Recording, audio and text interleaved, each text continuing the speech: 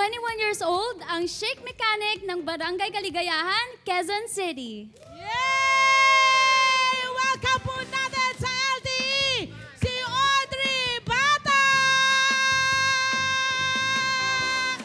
Grabe! Napaka-komportable niya sa motorsiklo niyang pagkalaki-laki. Hello, Audrey. Good morning. Good morning, Audrey! Good morning. Bati ka naman sa mga fans mo, sa followers mo. Hi! Ayan, ayan. Si Mabigat Audrey. yung motor mo, no? Mabigat. Mabigat siya, pero parang sa'yo, easy mo lang siyang i-handle.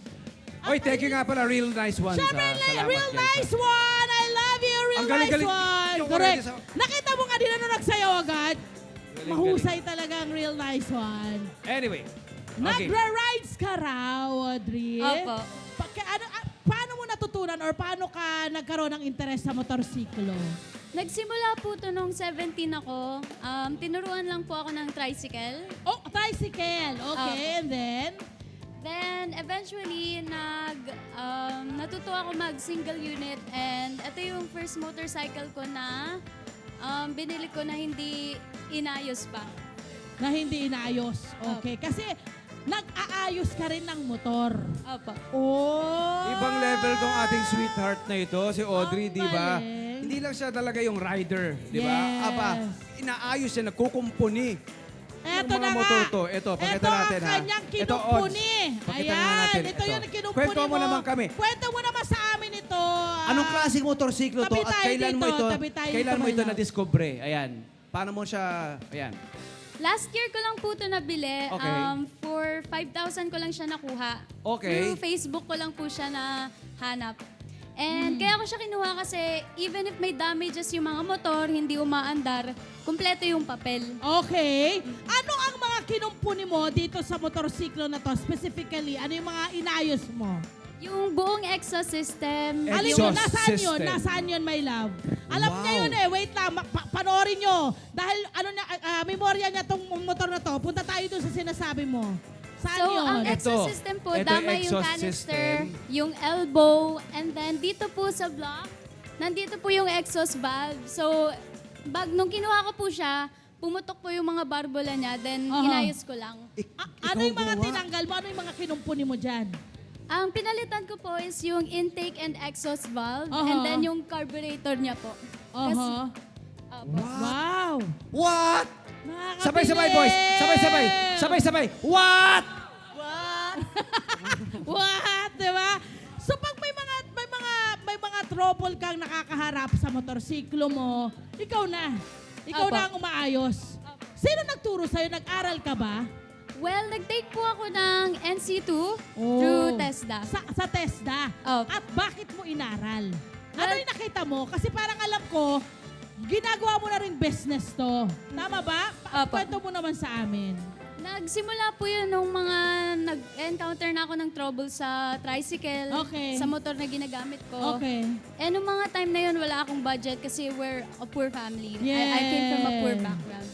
So, mag-isa ko siyang kinakalikot and na-observe ko, na tututunan ko, pero wala akong professional knowledge. Di ko alam ano yung tawag sa piyesang ginagalaw ko. Yes. Sa- Or mga gamit na ginagamit mo. Opo. Pero through your study, ang dami mong natutunan. Doon ko po nalaman yung pangalan ng each part, yung Yes. tool na ginagamit. Ang galing. Ito pa, love. Ito pa mga kabarangay. Alam nyo ba, ng girl power runs in her family. At ang pinagmulan, ang kanyang nanay. Yun! Na racer. Racer Noon. ang nanay Oo. mo. Opo. Wow. Doon ka na-introduce talaga. Siya talaga yung nag-introduce sa'yo. Yes po. Sa kanya po ako Yeah. na-inspire. Yes. Ano ang bentahe bilang sa isang babae nang may alam sa mga ganitong klase ng sa ganitong klase ng bagay? Kasi ano to eh, man's world ito eh. 'Di ba mga may sinabing mekaniko, pambabae lang yan, ay panlalaki yan, ganyan. Ano ang bentahe sa mga babae pag may alam ka sa mga ganito? Well, ang advantage nun sa atin is, alam mo kung paano gawin yung motor mo, di mo na kailangan gawin Yes. sa mga shop, makakatipid ka. And I'm not sure, pero ang lakas daw ng dating kapag babae ang nagmamotor, nagagawa.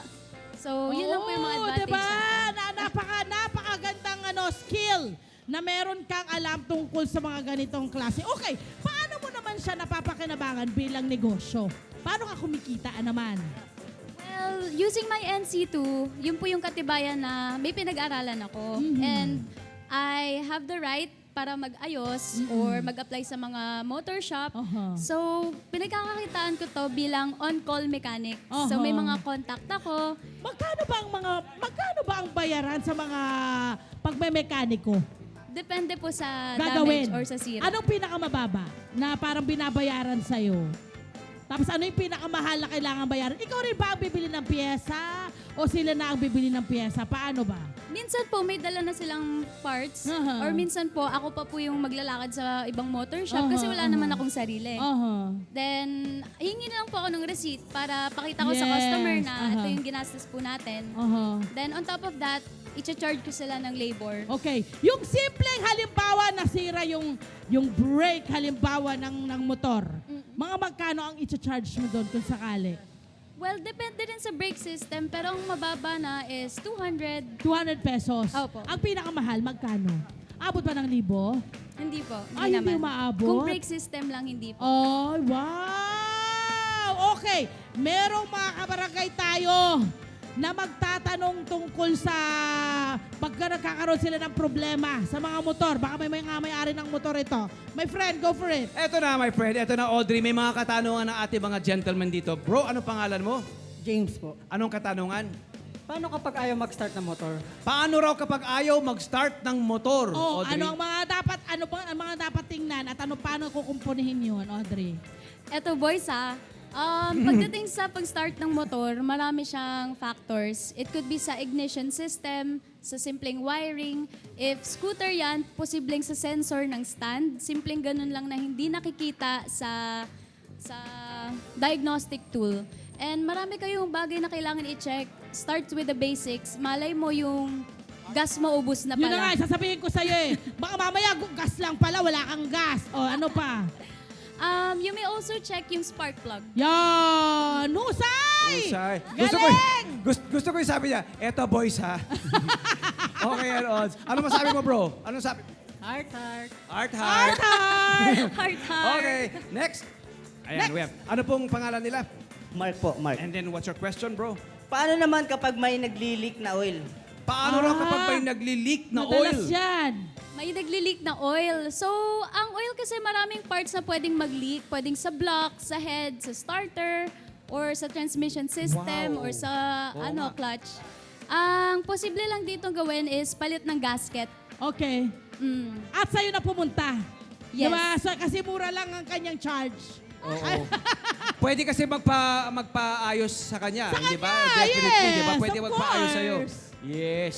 Meron pa ba Alright. katanungan? Meron pa, Aba. meron pa. Thank you, bro. Anong pangalan nila, bro? JR po. JR, what's your question? Ano naman ang gagawin kapag naguwigil ang gulong? Ay, oo. Paano daw kapag Pag nagbuwig? nagwi-wiggle ang gulong, Oo.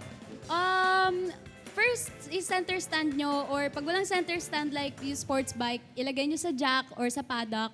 And then, check nyo, kung harap, lift nyo yung likod, check nyo kung ano yung nag-wiggle, baka through axle or bearing, or ikot nyo rin. Then makikita nyo if hindi naka-align yung mags, yung rim, or yung mismong gulong, uneven yung pagka-wear.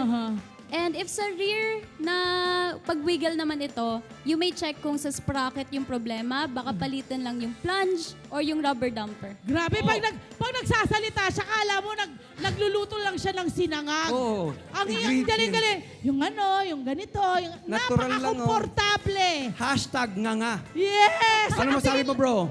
Approve na approve. Approve na approve. Ang husay mo raw, ma'am. Mahusay! Eto na, kung may mga kababaihan tayo na gustong maging mekaniko, magaling na mekaniko kagaya mo, ano yung may papayo mo sa kanila at ano yung kailangan nilang gawin?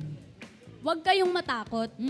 Una, sa experience yan nakukuha. So, ang recommend ko, if kaya nyo bumili ng second-hand na motor, yung di na talaga umaandar, huwag naman yung imposible na. Kuha kayo ng mga damage na fixable repairable, then saka nyo pag-practicean. At ayaw na raw niya ibenta ito, my friend. yung inayos niyang ito, kasi ito raw ay kauna-unahan niyang inayos, parang inassemble, kaya ayaw niyang Oo ayaw niya naman, benta. di ba? Ibang level ang value nito, Yes. di ba? Oo. Ano ba ang mga tipo ng mga recommended mong mga motorcycles para sa mga kababaihan? Yan, I would think ito. Ito. Ganda nito eh. Anong meron dito? Bakit ito ang napili mong maging motor? Very random lang ang story. Pumasok lang ako sa casa. Oo. Nag-iisa lang siyang repo unit, kinuha ko na. Kinuha mo na agad. Wow! Ganda. Na-inlove agad siya doon sa kanya. May pangalan ba yung motor mo? Minsan Opo. yung iba nilalagyan ng pangalan eh. Opo, Ano pangalan yan? Badeng. Badeng. Hi, Hi, Badeng. Badeng.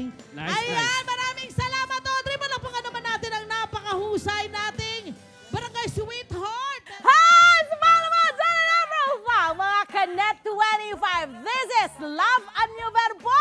For more love, to the pet, and everything updates, just click the subscribe button and follow us on our Net25 social media pages at Net25 TV and Net25 Entertainment Facebook. See ya. I love ya.